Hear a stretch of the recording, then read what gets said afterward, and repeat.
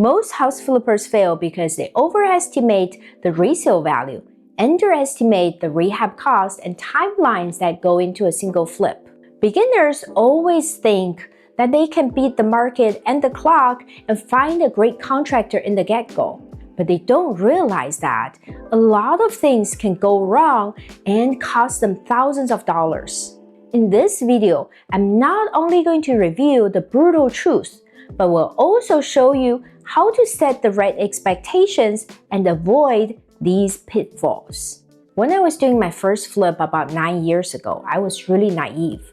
I thought I would just go in and out of the project quickly, and I had a set budget of $100,000. My contractor back then agreed with me. He said everything would be included within the $100,000 budget and he can finish all the work within about 2 months. But once the project started, he started saying that the trim work was not included, replacing the outlets and switches were not included, and the change orders started adding up. The project also wasn't going as quickly as I hoped. After a month and a half, we were not even halfway there yet. In the end, we spent about $120,000, which was 20% over budget, and it took us 4 months, which was double the time. This first project was such a nightmare, and it caused me so much stress, and I learned it the hard way, the importance of estimating the rehab cost and timeline correctly. In the last 9 years, I've flipped over 100 houses and learned the ugliest truth about house flipping and how to mitigate the risks. And that's exactly what I'm going to share with you today. Brutal truth number 1. Unexpected costs are the norm, not the exception. When I was starting out, I thought if a contractor gives me a bid, then it's golden and I wouldn't have to worry about anything else. But I was dead wrong. Just like my first general contractor, there are a lot of them who live on change orders. Their common tactic is to provide a lower initial bid. So if you're comparing multiple bids at the same time, you may notice that their bid is on the lower end, and that entices you to hire them for the job. As soon as you start the project with them, they will start bringing up a lot of the things that were not included in the initial bid. So then you are in this very awkward place. If you don't do this work, then you probably wouldn't be able to bring your project to the level that you are hoping for and sell it for top dollar. But if you do include these additional things, your budget is blowing up. To the contractor, this is a trap that they set up for you. But to you, these are unexpected costs that were not included in the initial budget. You may say that, then I just need to find a contractor who's good and has integrity. Even if we assume that the contractor is trustworthy and doesn't do shady things, still, there are a lot of things that can come up once you start the renovation. Especially if you open up walls and the floors and you can see a lot of the rough plumbing and electrical, and there could be hidden traps in there. I have a really good general contractor who rarely goes above his initial bid. But still, there are plenty of projects where we open up the floors and the walls and find rotten plumbing pipes or knob and tube wiring where we had to spend thousands of dollars to address these issues. There were also odd cases where we put permits to renovate the kitchen and bathroom on a project, but the city inspector came and caught that the water heater was not installed properly by the previous owner, and he had us put a permit for it and also to address the issue and bring it up to code. And it cost us some money to fix it, and it's completely unexpected. That's why we say unexpected costs are the norm, not the exception. But you don't have to stress out too much about it because there's a simple way to mitigate this risk. It's called contingency budget. Because of that, I don't have to panic every time my GC calls me with bad news, and I can sleep a lot better. Brutal truth number 2. The longer you hold a deal, the worse it gets. House flippers usually use some type of a loan, usually a hard money loan and sometimes other private loans to fund the purchase price and the rehab cost. And that can be very expensive. Because I'm in the Bay Area, one of the most expensive housing markets in the US, most of the projects I purchase, even though they are in the fixer-upper condition, they still sell for over $1 million. With the hard money interest being 8-9% or even 10%, just the hard money interest every month can be $7,000 to $10,000, sometimes even more than $10,000, which is so expensive. Assuming you are aiming for a 10% profit on the project, let's say it's $130,000. Each month of delay would cost you about $10,000, and that would be about 8% of your total profit. So if your project delays by a few months, you are seriously at risk of going underwater. There are also so many things that can cause a delay. For example, the contractor can take a lot longer than they promise. They can get spread thin so they don't have many guys to send to your project. And the permitting is notoriously time-consuming. So many times, they take a long time to review the plans and then give you feedback. And then if your architect also delays the process, then it can take months. Even the weather can be a big risk factor because when it rains, you can't really do any work on the home exterior or landscaping. So time sounds like a pretty big risk, but there are definitely ways to get around it.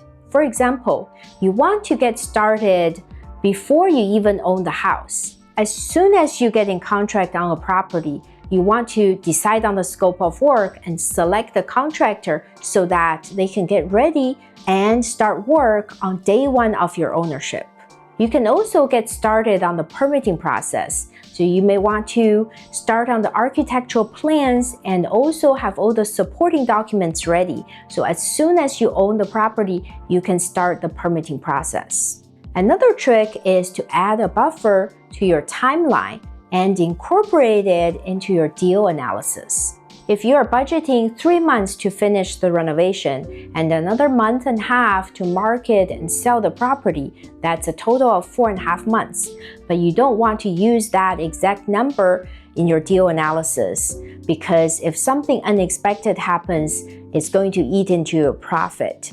So you want to add maybe another 2 months as buffer to your timeline and make it 6.5 months total. So even if something happens and the project is delayed, your profit is still intact.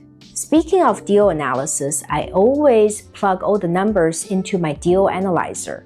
So when I calculate the rehab cost, I would add a contingency budget onto it. And when I calculate the timeline for the project, I would also add a buffer to the original time frame. So even if unexpected costs happens or if the project gets delayed, my profit won't be affected. If you want to use my deal analyzer, grab it in the link in description below. Brutal truth number 3, the contractor can make or break your deal.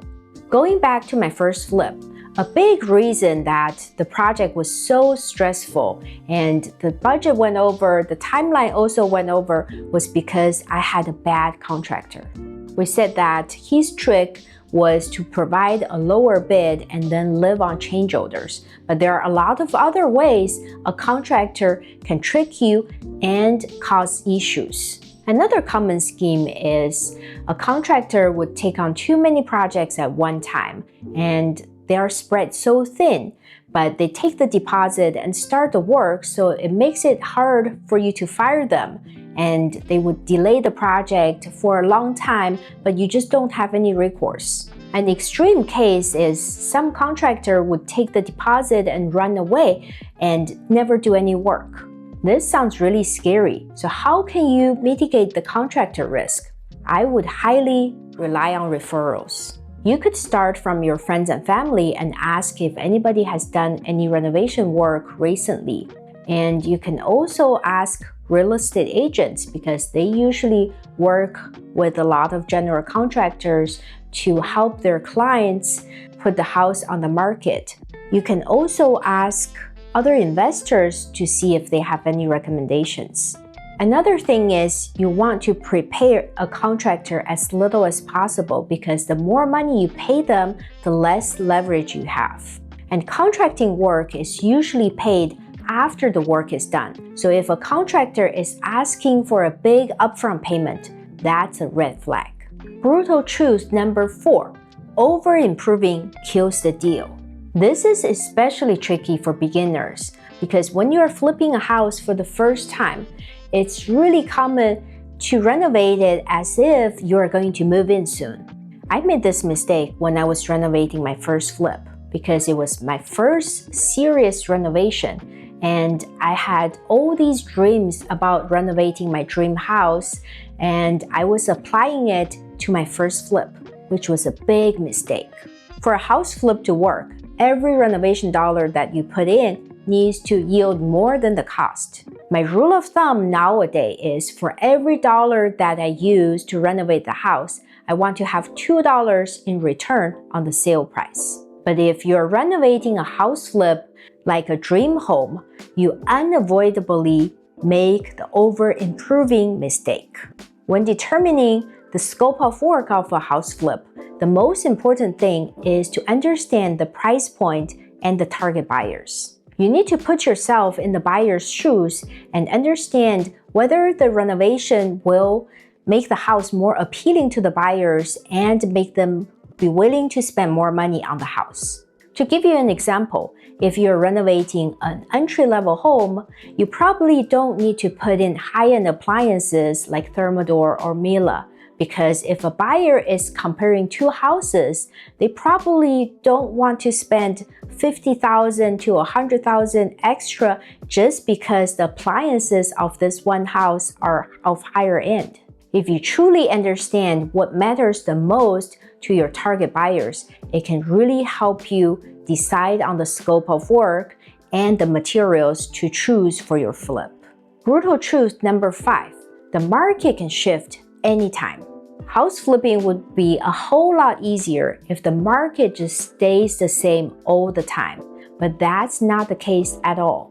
I really like real estate investing because the market doesn't change nearly as fast or drastic as the stock market or other investing vehicles. But the market still changes and it's affected by other microeconomic conditions. The interest rates, stock market movements, and geopolitical tension can all affect the housing market, so your exit price is a moving target.